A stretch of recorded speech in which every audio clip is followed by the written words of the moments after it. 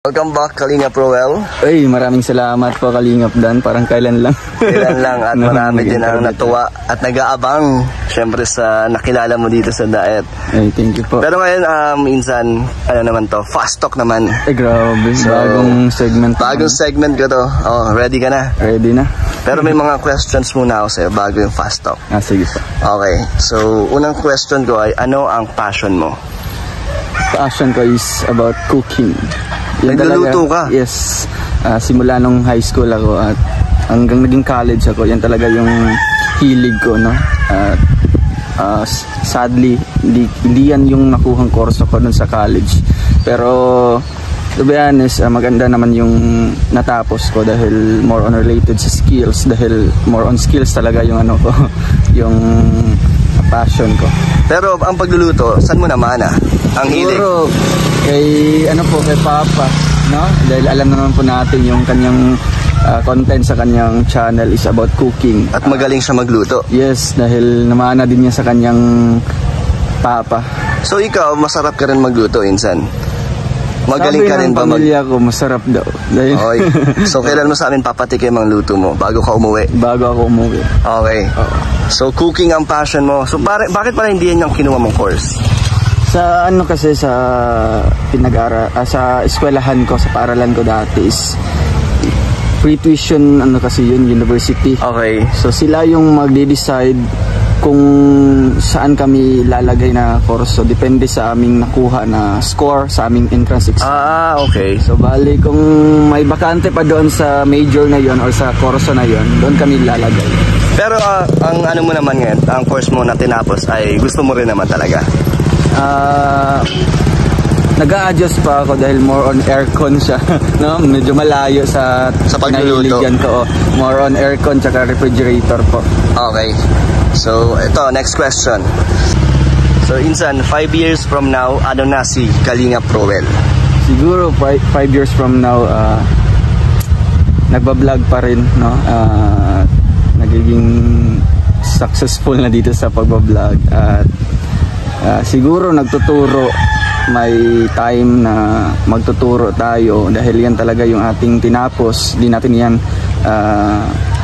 kalimutan, no? Isasantabi. Siguro yan po, no, Kalingap Dan, marami na tayong natulungan at marami na tayong mapapabahayan. Wow. 5 years from now, claiman natin yan. Tama.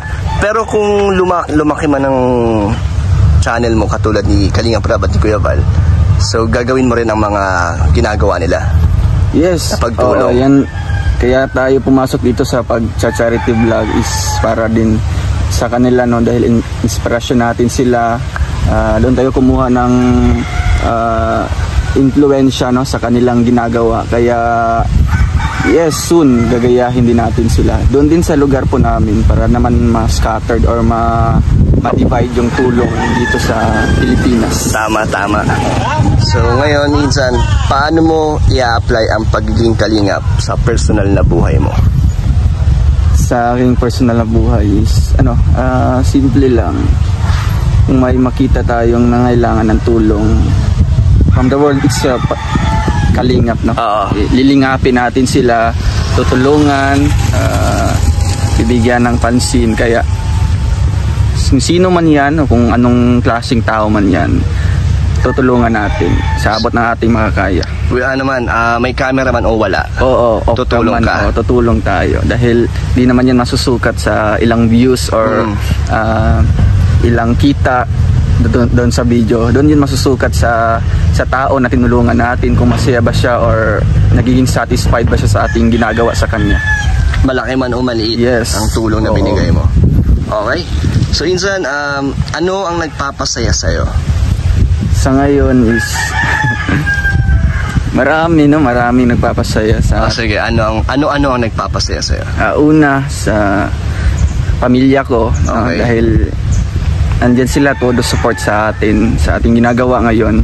Second, yung mga nakapaligid sa atin, mga sumusuporta, no? Dahil biruin mo, isang Roel Matubang po, isang Roel of Malalag, maraming sumusuporta, maraming nakasubaybay. Kaya yan po ang nagbibigay saya sa akin. last po, kung matatagpuan ko yung forever ko dito. Yun talaga ang magpapasaya. Yun talaga ang papasaya sa atin. Pero from now, dahil bata pa naman tayo, siguro mag-focus pa tayo sa family at saka sa ating mga supporters. Dahil kung wala din sila, wala din tayo sa ating kinalalagyan. Okay. So insan, dahil nasabi mo kung makilala mo man dito yung forever mo, nakilala mo na nga ba? Nagpakilala na ba siya sa'yo? Nahanap mo na ba dito sa Daet?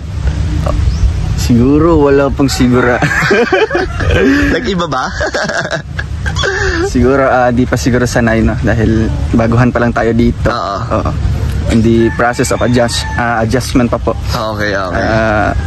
Pero ano ka naman, willing naman may makilala? Yes, willing naman ako dahil yun nga sabi ko dito no next year, magtatagal ako dito sa Daet. Maganda naman yun kung may kasama ka dito na talagang di mo siya matituring na ibang tao. Wow.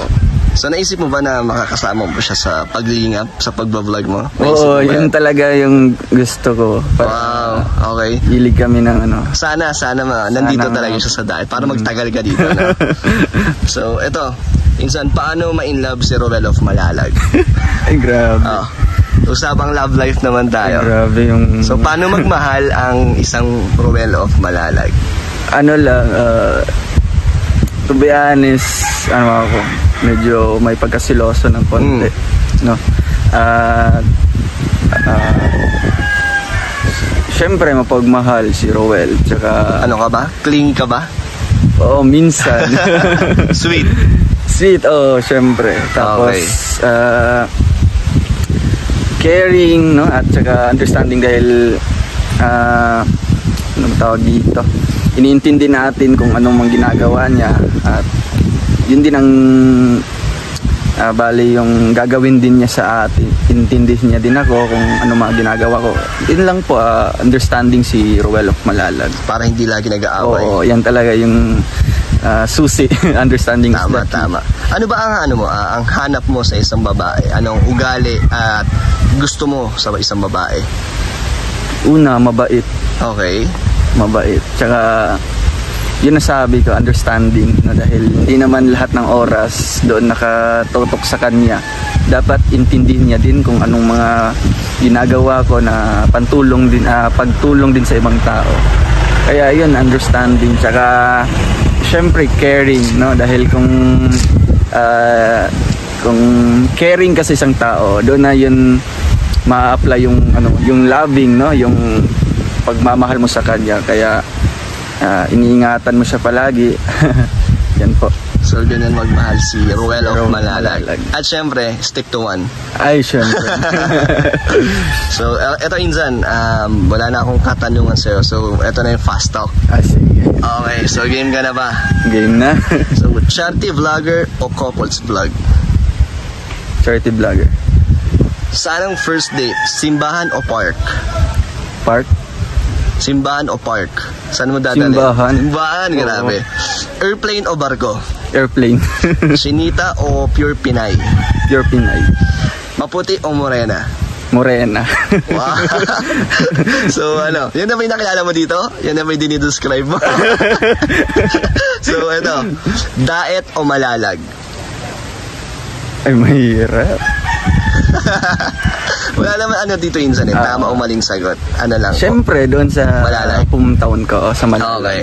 So ito, anong letter na nagsisimula ang pangalan na nagugustuhan mo? Uy. First letter lang. R. Yung apelyido. Okay. So ito, paano mo ipapakita o ipaparamdam na gusto mo siya? Ano ba yun? Fast talk to. Ano kay paparamdam? Wala. O ipapakita na gusto mo siya. Through, yung hindi ko siya makakalimutan. Yung ma-realize niya at ma-feel niya na importante siya sa kanya. Through, even though na malayo kami sa isa't isa, hindi kami magkasama palagi.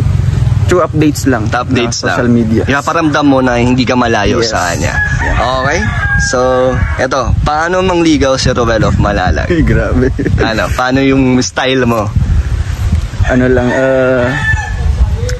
siguro ayayain ko siya sa kahit ano lang, kahit sa Mga romantic na lugar. romantic na lugar. Romantiko ka ba, Insan?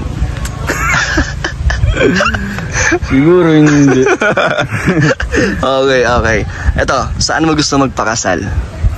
Simbahan. Simbahan. Saan ang honeymoon? Grabe. Ano na ba ito? Ano lang, pangarap mo, ano? Pangarap ko sa Siargao. Siargao. Okay, last na. Ilan ang gusto mong baby? 3. Okay. Ano yan? 3 puro babae, puro lalaki? Oo. 2 lalaki, 1 babae. Okay, so Insan, tapos na ang ating Thank you so pastop. much ba? Nag-enjoy ka ba? Nag-enjoy. Thank you, Please Insan. support mga kalingap sa bagong segment po ni Boy Abondan. Ang Boy Abondan ng Kalingap. Abundan. Kalingap Dan. Thank you, Kalingap Dan.